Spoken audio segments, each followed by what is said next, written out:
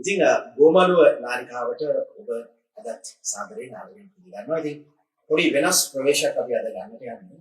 විශේෂයෙන්ම මේ සාමාන්‍යව මම සාකච්ඡා කරන්නේ භික්ෂුන් වහන්සේලා සමග සහ භික්ෂුන් වහන්සේලා සමග. නමුත් අද අපිත් සමග සිටිනවා කාරුණ්‍ය නැත්නම් තරුණෙක් විදිහට ජීවිතයේ සෑහෙන ඉදිරියට ගමන් කරපු සාර්ථකව කාරුණ්‍ය ජයග්‍රහණය කරපු අපේ තරුණයෙක් ඇත්තට. එතකොට කවුද කියලා අපි කතා කරොත් එහෙම ජාතික අභිමානයේ දේශිකායිෂී සංස්කෘතික පදනමේ ප්‍රධාන උපදේශක තිසර ගුණසිංහ මහතා තමයි අපි සමග සිටින්නේ. ඉතින් අපි සාකච්ඡා කරන්න බලාපොරොත්තු වෙන විශේෂම මේ එතුමාගේ දැනුවත් එක්ක ඉතිහාසය සහ මේ කාරුණ්‍ය සම්බන්ධයෙන්. මොකද අපි දන්නවා අද කාරුණ්‍ය ඉතිහාසය සම්බන්ධයෙන් යම්කිසි දැනුමක් ගන්නම පොඩි මදි ප්‍රමාණයක් වගේ තියෙනවා.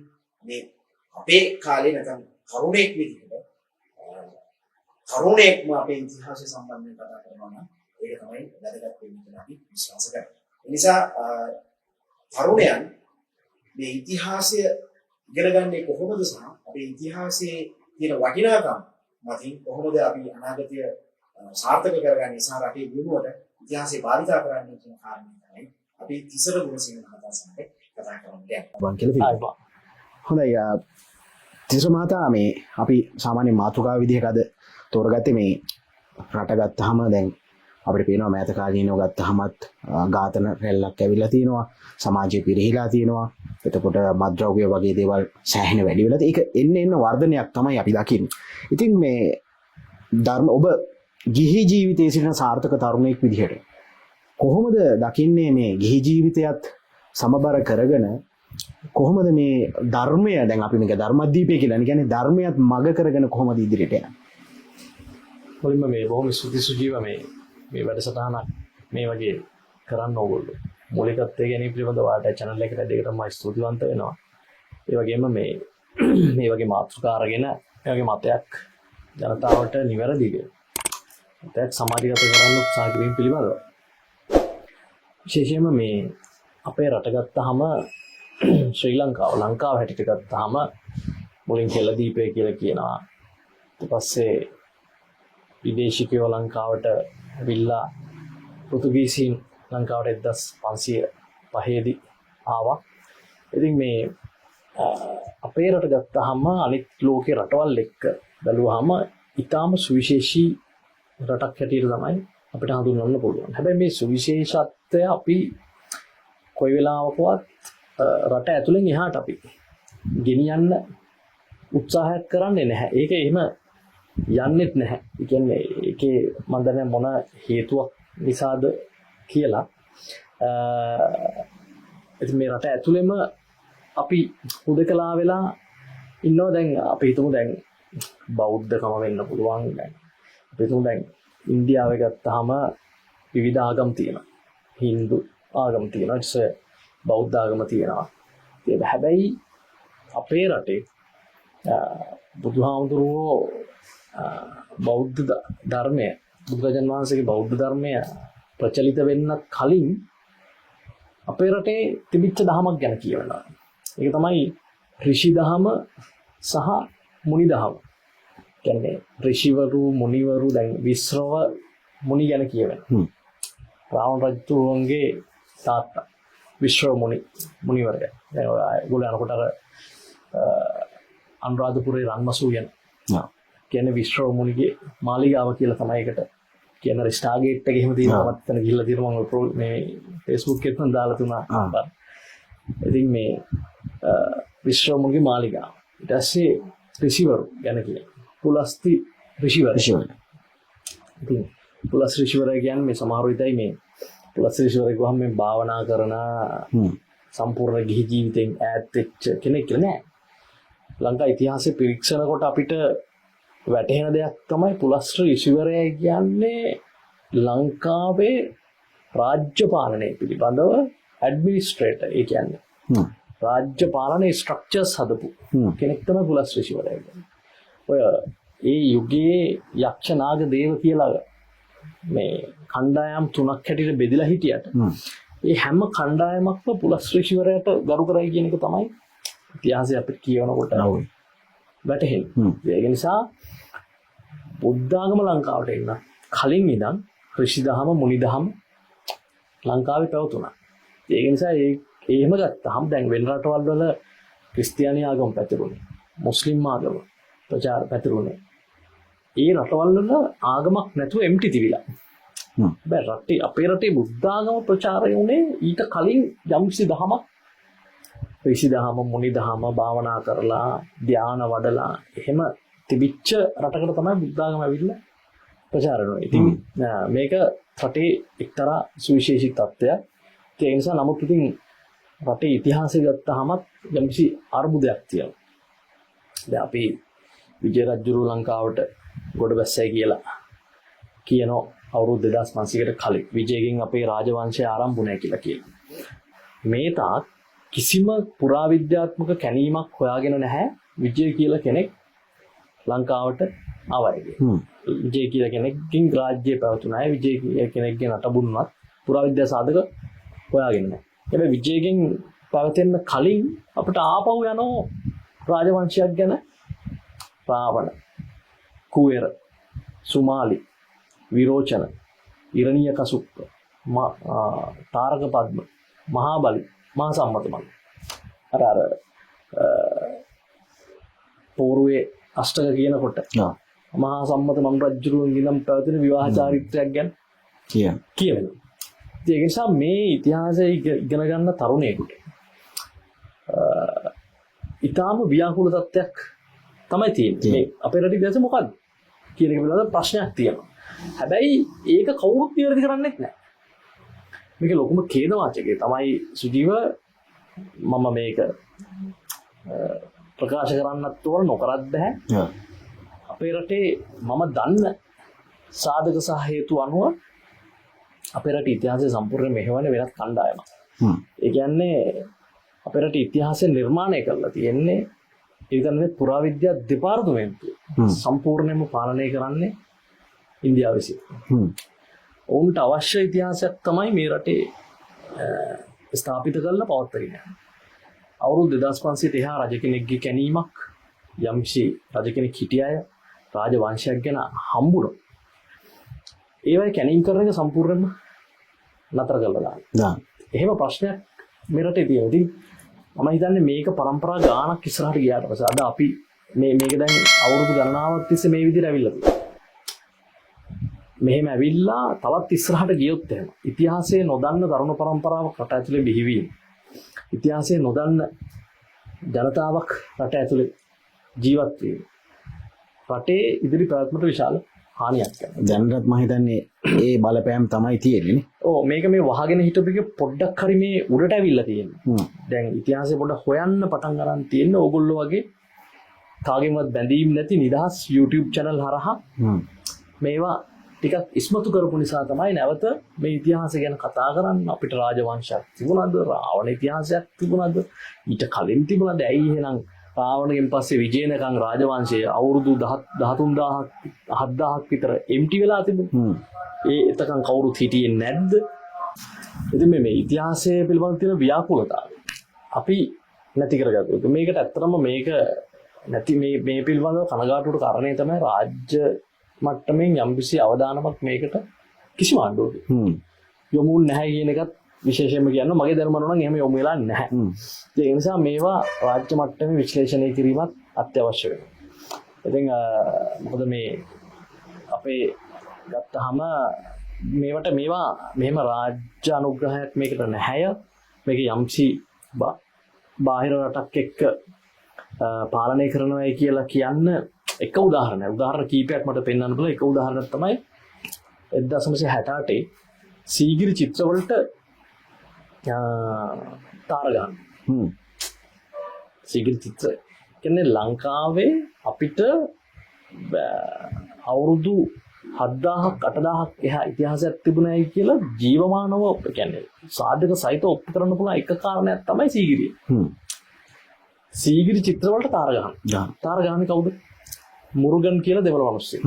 ඒ මුරුගන් කියලා දෙමළ මිනිස්සයා ඇවිල්ලා තියෙන්නේ සීගිරියේ කැණීම් කටයුතු වලට පුරාවිද්‍යා දෙපාර්තමේන්තුවෙන් තමයි ගෙනලා දෙන්නේ ඉන්දියාවෙන් ඉඳන් කම්කරු වෙනකොට කම්කරු කෙනෙක් තමයි ඇවිල්ලා තියෙන්නේ සීගිරි වැඩ කරා.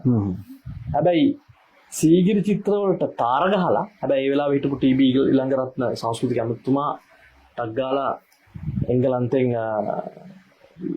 ලුසිනෝ මරන්සි කියලා ඒ එංගලන්තේ චිත්‍ර පිළිබඳව විශේෂඥයෙක් ගෙනල්ලා ටක් ගාලා ඒක රිකවරි කරා.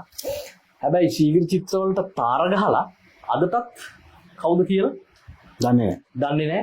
හොයාගත්තේ නැහැ. සීගිරි චිත්‍රවලට තාර ගැහුවට පස්සේ සතියකට පස්සේ පුරාවිද්‍යා කොන්සාරිස් විශ්‍රාම යනවා. ඊට පස්සේ මෑතක ඔය සර්ච් කරලා බලන්න පුරාවිද්‍යා කොමසාරිස්වරු විශ්‍රාම යන්න කිට්ටුව ගිහිල්ලා තියෙන්නේ ලංකාවේ ඉතිහාසයේ ආందోලනාත්මක ප්‍රකාශ ඇති කරලා යම් ආందోලනාත්මක සිද්ධියක් ඇති කරලා තමයි ගියේ. ඔය දවසක මම දැක්ක පුරාවිද්‍යා කොමසාරිස්වරේ විශ්‍රාම ගියා. විශ්‍රාම යන සතියකට කලින් කිව්වා රාවණ ඉතිහාසය කියන්නේ මිත්‍යාවක්. ඒක ප්‍රබන්ධයක්. එහෙම එකක් නැහැ කියලා තමයි එයා විශ්‍රාම ගියේ. ඒ නිසා මේවයි යම්සි දැවන්ත මන්ත්‍රණයක් තියෙනවා අපේ ඉතිහාසය සංස්කෘතිය යටපත් කරලා තියාගන්න. මොකද ලෝක ජර්මනියේ හිටපු චාන්සලර්වරෙක් වෙච්ච වින්ස්ටන් චර්චිල් කියලා තියෙනවා රටකට සංස්කෘතියත් සම්ප්‍රදායත් ඒ රටේ අමාරුම අවස්ථාවේදී බව. ඒ රටකට අමාරුම අවස්ථාවකදී පවා සංස්කෘතියත් සම්ප්‍රදායත් කවදාවත් අහිතක් කරන්නේ නැහැ රටට. සේවයක් මිස කියන්නේ රටට උදව්වක්, රටට ගැම්මක්, රට ඉස්සරහට ගෙනියන්න යම්කිසි තල්ලුවක් දෙනවා මිසක් සම්ප්‍රදායත් සංස්කෘතියක් කවදාවත් රටකට හානියක් කරන්නේ නැහැ. ඉතින් මම හිතන්නේ මේක පෞද්ගලික කාලේ අපේ ආර්ථිකය ඩික්ට් වෙලාවෙත් අපිට ඒක ඔප්පු වුණා. අන්තිමට අපි ලෙල්ලට වැටලා හොම්බෙන් ගියාට පස්සේ අපිට ඉතුරු වෙන්නේ අපේ රටේ සංස්කෘතිය සම්ප්‍රදාය තමයි අපිට නැවත නැගී සිටින්නේ. අන්න ඒ සංස්කෘතික සම්ප්‍රදායට ගහන එක තමයි සමහර ආණ්ඩුවලුත් ඒක දැනුවත්ව හොන දැනුවත්ව විදේශීය බලපෑම් වලුත් මේ හැම දෙයකින්ම කරන්නේ මේ සංස්කෘතික සම්ප්‍රදායට පහර ගහන්න මේක ඉවර කළා දාන්න. ඒක නිසා අපි මම කියන්නේ තරුණයෝ හැටියට අද හොඳ ප්‍රවණතාවයක් තියෙනවා. අපි බැලුවාම ලක්ෂ 15ක් 20ක් විතර ඉන්නෝ රටේ. අපි YouTube channels බලුවාම සංස්කෘතිය ගැන ඉතිහාසය ගැන හොයන විශ්ලේෂණය කරන ලංකාවේ තියෙන YouTube channels ඔක්කොම බැලුවාම subscribersලා ඒවා ඔක්කොම එකතු කරලා ලක්ෂ 15ක් 20ක් විතර ඉන්නේ. ඉතින් ජනගහනයෙන් 2% විතර ප්‍රමාණයක්. ඒකත් හොඳ ප්‍රවණතාවයක්. රටේ ඉතිහාසයේ නැවත අපි කවුද? අපිට තියෙන ඉතිහාසය මොකක්ද? අපි ගමන් මඟ සකසාගත යුත්තේ මේ ඉතිහාසයත් එක්ක නේද කියලා හිතන්න පුළුවන් තරුණ පරපුරක් රටේ බිහිවීම රටේ යම්කිසි මේ අපිට සුබ පෙරණිවිත්තක් කියලා හිතන්න පුළුවන්. ඒකේ පෙරගමන් කරුවේ යෝගොල්ලෝ මේ YouTube channel වලින් මේ පිළිබඳව ඉස්මතු කිරීම හරහා. එතකොට දැන් මේ වර්තමානයේ වෙන විට පොඩි තාරුණ්‍ය ගත්තාම එක මත්ද්‍රව්‍ය පාන වලට ඇබ්බැහි වෙලා ඉන්නවා. එතකොට ප්‍රචණ්ඩත්වයට ගිහිල්ලා ඉන්නවා. මේවට කොහොමද ඇත්තටම මේ අපිට දෙන්න පුළුවන් ඔබගේ දැනුම අනුව මේ ඉතිහාසය මේවත් එක්ක මොකද්ද මෙතනට උත්තරේ? මේවා සජීව ලංකාව ගත්තාම කොහොමත් සටන්කාමී ජාතියක්. අපි ලංකාවේ ඉතිහාසයේ රජවරු 192ක් මේ රටේ රජකම් කරලා තියෙනවා. මේ 192ේම රට එක්සේසත් කරපු රජවරු ඉන්නවා. අපි තුන් පරාක්‍රම බාහු ගත්තාම රට සම්පූර්ණ එක්සේසත් කරපු රජ කෙනෙක්. හැබැයි මේ එක්සේසත් කරපු හැම යුගයකම රජුට අභියෝග කරපු ප්‍රාදේශීය රාජ්‍ය තිබිලා තියෙනවා. පරාක්‍රම බාහු රට ස්වයං පෝෂිත කළා, පිටරට හාල් යවලා පරාක්‍රම බාහු මේ රජුරුවන්ගේ ඉතිහාසය ගැන කියනකොට ඉන්දියාවේ ප්‍රශ්නයක් අහම කියන්නේ කුලසේකර කියලා රජ කෙනෙක් උතුරු ඉන්දියාවේ දකුණු ඉන්දියාවේ හිටපු පඬි රජුරුවත් එක්ක සටනක් ඇති වෙච්ච වෙලාවේ මේ පඬි රජුරුව උදව් ඉල්ලනවා පරාක්‍රම බාහු රජුරුව. ඒතන උදව් ඉල්ලනකොට පරාක්‍රම බාහු රජුරුව බලනවා දැන් තමටත් වාසි වෙන්න එපයි ඉන්දියාවේ ප්‍රශ්නයට වැඩිහත් වෙනකොට. හැබැයි පරාක්‍රම බාහු රජුරුව පඬි රජුරුවන්ට සපෝට් කරන්න යනවා. එතකොට දැන් ඕගොල්ලෝ දන්නද ඔය පොළොන්නරුවේ තියෙන ලංකාපුර කියලා ප්‍රාදේශ සභාව උන්ති. ලංකාපුර කියන ප්‍රාදේශ සභාව හැදෙන ලංකාපුර සෙනෙවියගේ නමින්. මේ පරාක්‍රම බාහු රජුරුවන්ගේ මේ හිටපු ප්‍රධාන සෙනෙවිය. එතකොට ඒකේ ඔය ඉතිහාසයේ කියවනකොට තියෙනවා මේ පඬි රජුරෝ කියන්නේ වජ්‍ර පංජරයක් බඳු වූ තේජෝ බල ඔබගේ ධන මම කියන්නේ ඔබට নমස්කාර කරලා මම මේ උදව් ඉල්ලනවා කියලා තමයි පඬි රජුරෝ කියන්නේ. එතකොට පරාක්‍රම බහු රජුරෝ කුලසේකරට එන්න කියලා කියනවා ලංකපුර කුලසේකර මරා පඬි රජ සිහසුවෙන් පිහිටුවා එව කියලා තමයි සන්නස කියන්නේ. ඉන්රයිටින් දෙන්න එපා. යන්න කියලා. සේනාවක් අරගෙන ගිහිල්ලා අපේ රජවරු එහෙම හිටි ඉන්දියාවේ ප්‍රශ්නයක් වුණාම අරු මරලා නරුව තියලා එන්න කියලා තමයි යව්වේ. ඉතින් එච්චර අභියෝග කරපු ඉන්දියාවටත් අභියෝග කරපු පරාක්‍රම බහු රජුරවන්ට සුගලා දේවිය දකුණේ අභියෝග කළ වෙනම පාලනය අරගෙන ගියා. දකුණු සීමාවේ ගින්තොට දක්වාම ගින්තොටතර මේ වැල්ලවාය මොණරාගල ওই දකුණු සීමාව සම්පූර්ණයෙන්ම සුගලා දේවිය පරාක්‍රම බහු රජුන්ට අභියෝග කළ වෙනම පාලනයක් මෙහි අරගෙන ගියා. ඒ වගේ ඊටාම සුවිශේෂී රටක්. දැන් ওই වීදිය බණ්ඩාරගේ සටන ගැන කියනවා ඒ වෙලාවේ පෘතුගීසිත් එක්ක සටන් නැති වෙච්ච දිගින් දිගට සටන් නැති වෙච්ච වෙලාවෙදී සමහර රටේ හිටපු සටන්කාමී තරුණයන් පෘතුගීසි මරලා හදවත අරගෙන කෑවයි කියලා. ඒ තරම් තරහ. කියන්නේ මේ රටේ සෛරීත්වය නැති කරන්න වෙනත් විදේශීය ජාතියක් ඇවිල්ලා මේ කරන මේ අරගලේ අපේ සෛරීත්වය නැතිවීමට එරෙහිව ඉතින් ඒ තරම් හැඟීමකින් මේ සටන් වලට සහභාගී වෙච්ච ජාතියක්. ඒ වගේ මම කියන්නේ රටේ හැමදාම ප්‍රධාන රාජ්‍යයට අභියෝග කරපු ප්‍රාදේශීය රාජ්‍ය තිබුණා. වීදිය බණ්ඩාරත් එහෙම සුගලා දේවිය මේ වගේ ප්‍රාදේශීය රාජ්‍ය 4ක් තිබිලා තියෙනවා. ඉතාම ශක්තිවන්ත ප්‍රධාන රාජ්‍යයට අභියෝග කරනවා. ඒ නිසා මම කියන්නේ රට කියන්නේ දීර්ඝ කාලයක් දැවැන්ත සටන් ඇවිල්ලා වෙලාවක අපි ඉතාම දැන් කාලිංග මාගේ අවුරුදු 70ක් දාටිය පීටිය පිලේ මාර පණේ මාර උක්තිය බ්‍රාහ්මණ මේ වගේ අවුරුදු 70ක් විතර තිස්සේ අපි යටහත් වෙලා පහත් වෙලා එහෙන අභියෝග ලක් වෙලා පාලනය වෙච්ච කාලයක් තුන ඉන්දියානුවන්. ඒකට අභියෝග කරන අතර විජේබාහු රජු දකුණෙන් සේනාව සංවිධානය කරගෙන ඇවිල්ලා අවුරුදු 70ක් විතර සොලි පාලනය. ඉතින් මේ වගේ තාම සටන්කාමී ජාතියක්. ඉතින් මේ ජාන අදටත් ජීවත් වෙන හැම තරුණයෙක්ගේ ඇඟේම තියෙනවා. ඒක නිසා තමයි අපිට මම හිතන්නේ ওই 30 අවුරුදු යුද්ධයක් අපිට නිමා කරන්න පුළුවන් වුණෙත් විශේෂයෙන් ඉතින් මහින්ද රාජපක්ෂ මහත්තයා වුණත් ඉතින් දකුණින් ආපු නායකයෙක් කියලා මේක ඉතිහාසයේ යම් ආකාරයකට නැවත කැරකෙනවා වගේ දකුණින් ඇවිල්ලා ඒක ඉවර කරන්න අපිට පුළුවන් හැකියාව ලැබුණා. ඉතින් ඒ නිසා මම හිතන්නේ මේ සටන්කාමීත්වය හැබැයි අපිට වැඩපිළිවෙලක් නැහැ. මේ සටන්කාමීත්වය රට ලෝකේ දියුණුතම ජාතියක් බවට පත් කරන්න මෙහෙවන්න පුළුවන් වැඩපිළිවෙලක් නැහැ. මේ සටන්කාමීත්වය හැම වෙලාවකම විවිධ දේවල් හරහා අපතේ යනවා කියන එක තමයි මට කියන්න තියෙන්නේ. මේක හරියට මෙහෙवला අපි හිතමු දැන් මේක ක්‍රීඩාව පැත්තෙන් මෙහෙवला හරිය. එහෙම නැත්නම් වෙන යම් මොනවා හරි නිෂ්පාදන පැත්තේ. එහෙම නැත්නම් වෙන යම් වාකරේ නිර්මාණ පැත්තේ මෙහෙवला.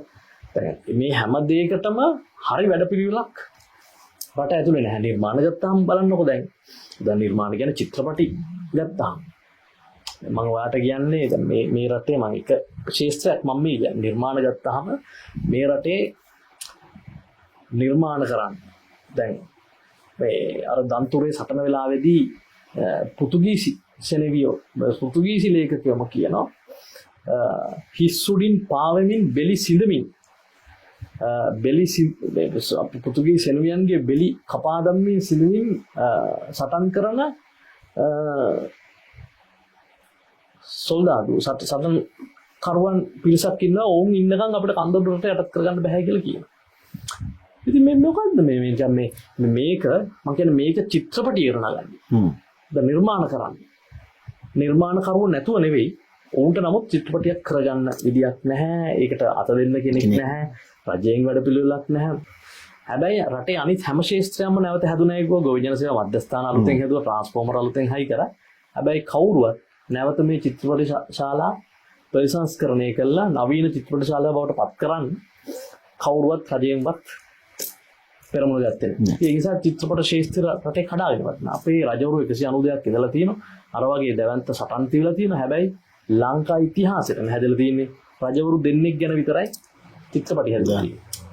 රජයේ මොකක් හරි වෙන්න ඕන මේවට මොන හරි ජාතික අභිමානය ගැන ඉතිහාසය ගැන චිත්‍රපටයක් කරනවා නම් ඒකට යම්කිසි දායකත්වයක් දීලා ඒ චිත්‍රපටයේ අධ්‍යක්ෂකවරයා දිරිගන්නවලා මොකද චිත්‍රපටිත් දැන් ඒක නොවන නිසා දැන් නීල මහ යෝධයා ගත්තාම ගජබා රජුරු ගත්තාම මේක කොච්චර හොඳ නිර්මාණයක්ද මේ ලංකාවෙන් ගිහිල්ලා මුහුද දෙබෑ කරලා ඉන්දියාවට ගහලා සොලීන් 12000ක් අරගෙන ආයි ලංකාවට ඇවිල්ලා මේ වැලි මිරිකලා තෙල් අරගෙන තියෝයි මේ දැන් බැලුවාම ස්පයිඩර්මෑන් සුපර්මෑන් හැන්කුක් එතකොට ප්‍රබන්ධ විතරයි ඒ වගේ එකක් මේ රටේ සැබෑවට වෙලා තියෙනවා. ඉතින් ඒක දැන් ඒකින් වෙලා තියෙන්නේ මේ සුජීව අපේ රටේ දරුවන්ගේ වීරව බවට පත් වෙලා තියෙන්නේ ස්පයිඩර්මෑන් සුපර්මෑන් අර බටහිරෙන් හදපු බලවට මෙහි ඇත්තටම ඉන්නවා වීරයෝ.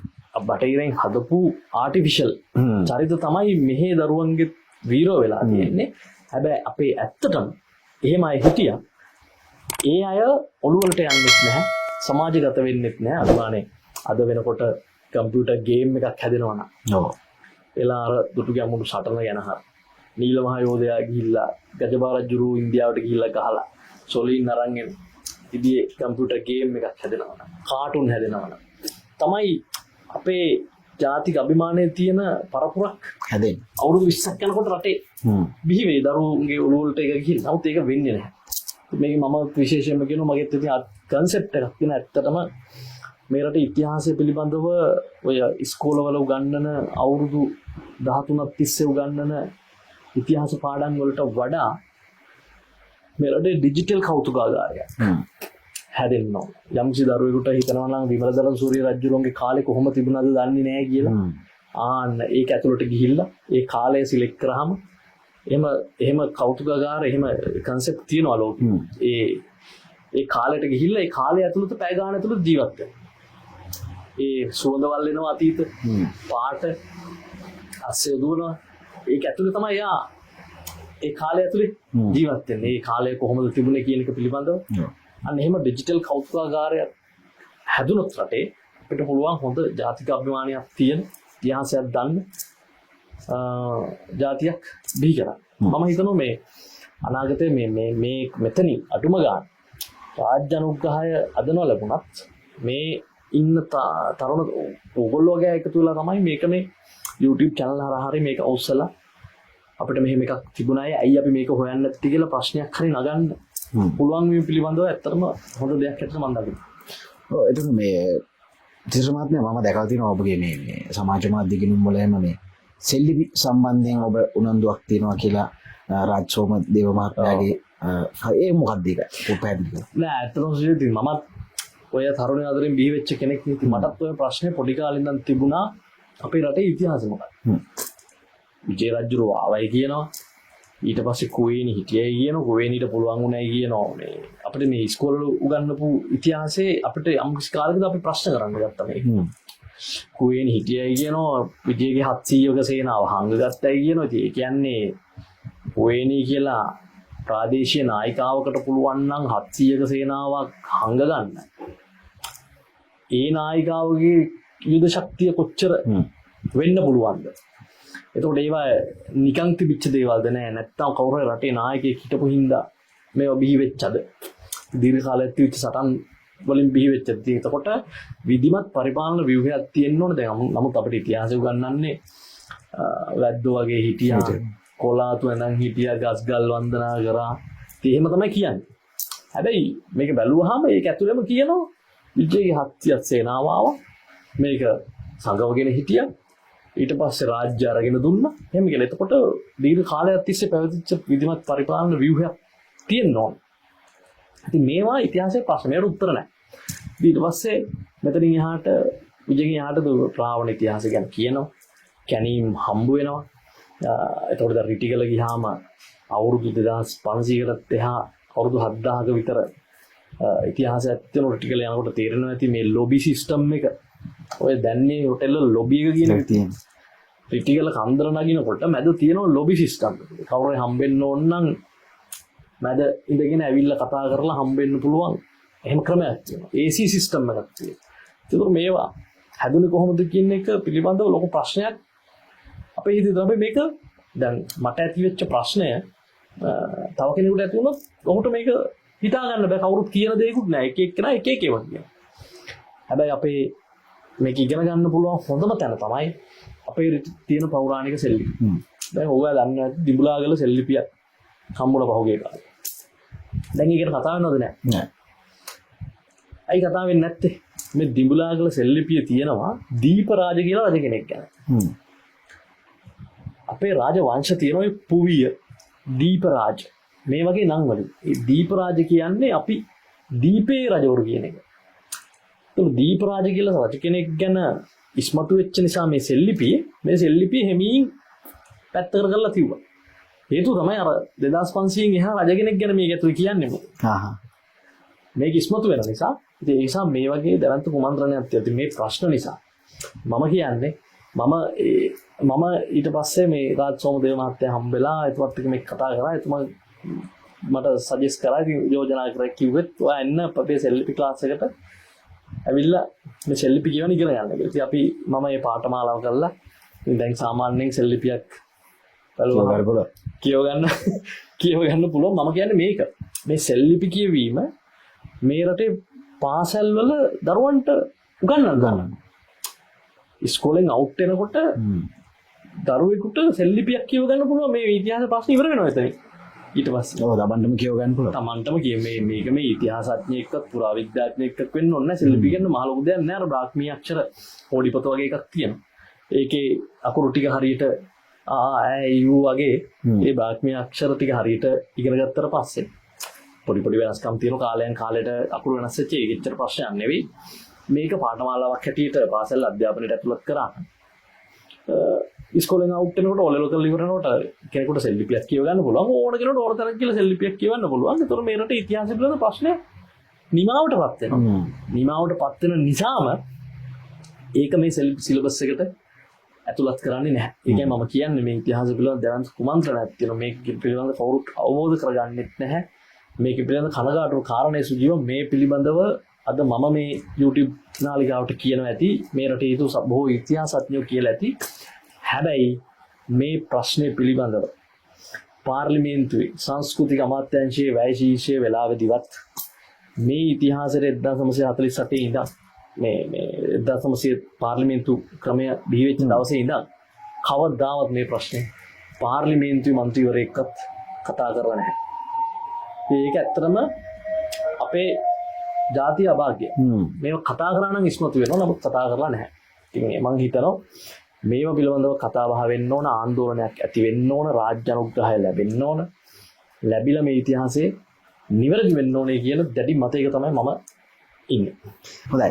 අපි ඊටමත් වැදගත් සාකච්ඡාවක් තමයි සිද්ධ කරේ. මම හිතනවා මේ කාල වේලාවත් එක්ක අපිට පොඩ්ඩක් කළමනාකරණය කරගන්න වෙනවා සහ අපි ඉදිරියේදී දිගින් දිගටම මේ සම්බන්ධයෙන් කතා කරන්න බලාපොරොත්තු වෙනවා. මේ ලංකාවේ ඉතිහාසය සම්බන්ධයෙන් ඇත්තටම තරුණෙක් විදිහට සෑහෙන්න ප්‍රාමාණික දැනුමක් තියෙන චරිතයක් විදිහට අපිට ඇත්තටම මෙතුමන් ඔබට තේරෙනවා ඇති. ඉතින් මම හිතනවා සෑහෙන රසබර කතා ඉතිහාසයේ තියෙනවා. අපි ඒවා ඉදිරියේදී එකින් එක කතා කරමු කියලා මම බලාපොරොත්තු වෙනවා. ඉතින් මම හිතනවා මේ අර කෙටියෙන්ම කිව්වොත් අපේ මාතෘකාව අනුව කිව්වොත් එහෙම අපේ තාරුණ්‍යයට වෙලා තියෙන්නේ එකක් තමයි අපේ තිසර මහත්මයා කියපු මේ අපි සටන්කාමී ජාතියක්. ඉතින් ඒ ජාන එනවා. අනිත් කාරණේ තමයි අපි කොච්චර අභිමානවත් ජාතියක්ද කියන එක අපි වර්තමාන પરම්පරාව නොදන්නාකම්. ඉතින් ඒ වගේ ප්‍රශ්න නිසා තමයි අද වෙන විට මේ සමාජයේ යම්කිසි ව්‍යාකූල තත්වයක් තියෙන තාරුණ්‍ය අතර කියන එක අපේ තිසර ගුණසිංහ මහත්මයා කිව්වේ. ඉතින් ජාතික අභිමානී දේශහිතයිෂී සංස්කෘතික පදනමේ ප්‍රධාන උපදේශක තිසර ගුණසිංහ මහත්මයා සමග තමයි අපි අද ඉතාම වැදගත් කතා බහක් කරේ. මම හිතනවා ඉතිහාසය ගැන නොදන්නා ගොඩක් කරුණු කාරණා ටිකක් අපිට ඉගෙන ගන්නට පුළුවන් වුණා. ඉදිරියේදීත් මම බලාපොරොත්තු වෙනවා ඔහු සමග වැඩිදුර මේ සම්බන්ධයෙන් සාකච්ඡා කරන්න. එහෙනම් අදට අපි මේ වැඩසටහන අවසන් කරමු. අපි නැවතත් දවසක හම්බෙමු. අයබෝවන්. බොහොම ස්තුතියි.